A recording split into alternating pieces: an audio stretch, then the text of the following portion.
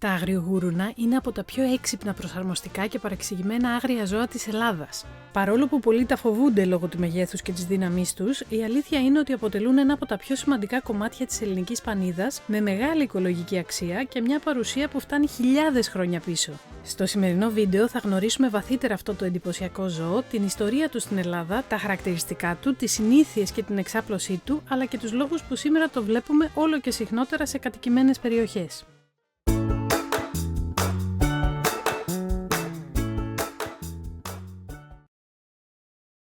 Η ιστορία του αγριογούρνου στην Ελλάδα. Το αγριογούρνο ζει στην περιοχή της Ελλάδας από την προϊστορική εποχή. Στην αρχαία ελληνική μυθολογία συναντάμε συχνά το ζώο αυτό, όπως τον Καλλιδόνιο Κάπρο, ένα τεράστιο αγριόχειρο που σύμφωνα με το μύθο έσπηρε τον δρόμο στην περιοχή της Καλλιδόνας. Οι αρχαίοι Έλληνες θεωρούσαν το αγριογούρνο σύμβολο δύναμης, επιμονής και άγριας φύσης. Για πολλούς κυνηγούς από την αρχαιότητα μέχρι και σήμερα, το κυνήγι του θεωρούταν πρόκληση που απαιτούσε θάρρος και δεξιοτεχνία.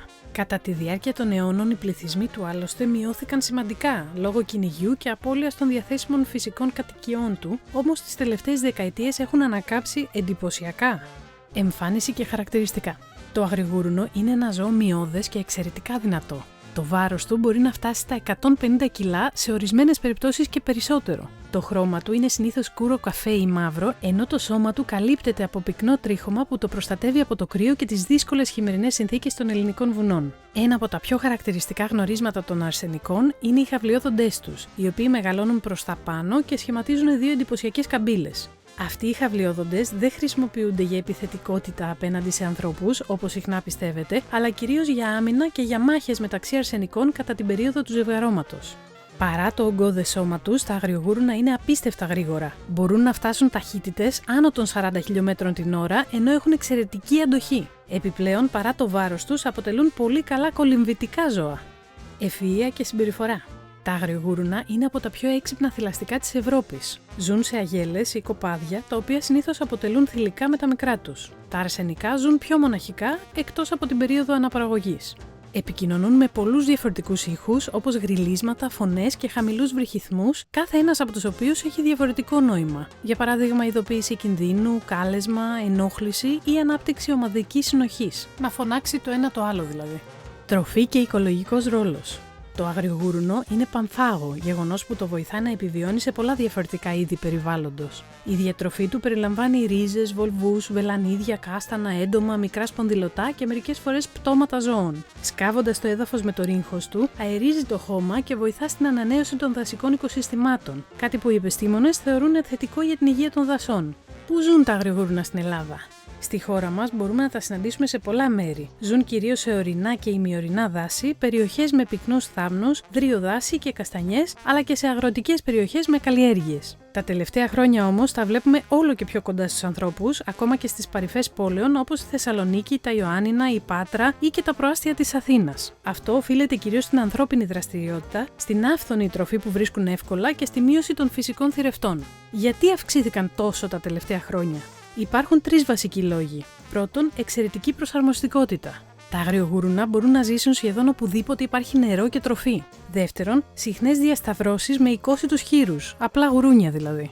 Η ανάμειξη αυτή οδηγεί σε μεγαλύτερους και πιο ανθεκτικούς πληθυσμούς. Τρίτον, μείωση των θηρευτών. Ο λύκος, ο κύριος φυσικός θηρευτής τους, υπάρχει σε λιγότερες περιοχές από ό,τι παλιότερα. Είναι επικίνδυνα για τον άνθρωπο? Παρά τις ιστορίες που κυκλοφορούν, το αγριογούρνο σπάνια επιτίθεται στον άνθρωπο. Είναι ένα ζώο που προτιμά να απομακρύνεται όταν αντιληφθεί ανθρώπινη παρουσία. Η επιθετική συμπεριφορά εμφανίζεται σχεδόν αποκλειστικά όταν μια μητέρα αισθανθεί ότι τα μικρά της κινδυνεύουν. Γι' αυτό η καλύτερη άμυνα είναι η απόσταση. Στις περισσότερες περιπτώσεις, όταν τα αγριογούρουνα εμφανίζονται κοντά σε πόλεις, αναζητούν απλώς τροφή και όχι καυγά. Τα μικρά τους. Τα μικρά αγριογούρουνα είναι αρκετά χαριτωμένα. Έχουν ριγωτό τρίχωμα που τους επιτρέπει να καμουφλάρονται στο δάσος και να κρύβονται από θηρευτές. Η μητέρα είναι ιδιαίτερα προστατευτική και θα κάνει τα πάντα για να τα κρατήσει ασφαλή. Η σημασία του αγριογούρνου για τη φύση. Παρά τις προκλήσεις που δημιουργεί η συνύπαρξη με τον άνθρωπο, το αγριογούρνο παραμένει κρίσιμο για την ισορροπία των δασικών οικοσυστημάτων. Με το σκάψιμό του βοηθά στη διάδοση των σπόρων, στη δημιουργία χώματος και στη φυσική επεξεργασία της βλάστησης. Τα τελευταία χρόνια όμως η κατάσταση με τα αγριογούρνα σε πολλές περιοχές της Ελλάδας, ακόμη και σε πυκνοκατοικημένες περιοχές της Αττικής, έχει ξεφύγει από κάθε έλεγχο. Οι εμφανίσεις τους έχουν πολλαπλασιαστεί τόσο γρήγορα που πλέον ο κόσμος δικαιολογημένα νιώθει φόβο, θυμό και κούραση. Οι οδηγοί βρίσκονται αντιμέτωποι με ξαφνικές εμφανίσεις ζώων στη μέση του δρόμου, προκαλώντας σοβαρά τροχαία, γονείς φοβούνται για τα παιδιά τους στις γειτονιές, αγρότες βλέπουν ολόκληρες καλλιέργειες να καταστρέφονται μέσα σε μια νύχτα και κάτοικοι δεν ξέρουν πώς να αντιδράσουν όταν ένα κοπάδι κάνει βόλτα έξω από το σπίτι τους. Αυτή η νέα πραγματικότητα έχει ξεπεράσει τα όρια της ενόχλησης και έχει μετατραπεί σε ζήτημα δημόσιας ασφάλειας. Για να υπάρξει ουσιαστική λύση δεν αρκούν πια πρόχειρες παρεμβάσεις. Χρειάζονται στοχευμένα, οργανωμένα και άμεσα μέτρα διαχείρισης, συστηματική παρακολούθηση των πληθυσμών, δημιουργία ασφαλών ζωνών απομάκρυνσης, ενίσχυση φραχτών και προειδοποιήσεων σε δρόμους υψηλού κινδύνου, καλύτερη διαχείριση απορριμμάτων που προσελκύουν τα ζώα, καθώς και συντονισμένα σχέδια δράσης από περιφέρειες και δήμους. Παράλληλα, οι πολίτες πρέπει να έχουν ξεκάθαρη ενημέρωση για το τι πρέπει και τι δεν πρέπει να κάνουν όταν συναντούν αγριογούρνα. Μόνο με σοβαρή οργάνωση και συνεργασία μπορεί να επιστρέψει η ισορροπία και να μειωθεί ο κίνδυνος για ανθρώπους και ζώα. Συμπέρασμα. Το αγριογούρνο δεν είναι απλώς ένα μεγάλο άγριο ζώο που εμφανίζεται ξαφνικά στο δρόμο μας. Είναι ένα θαυμαστό κομμάτι της ελληνικής φύσης με μακριά ιστορία, εντυπωσιακές ικανότητες, σημαντικό ρόλο στο φυσικό περιβάλλον και μια πολύπλοκη σχέση με τον άνθρωπο.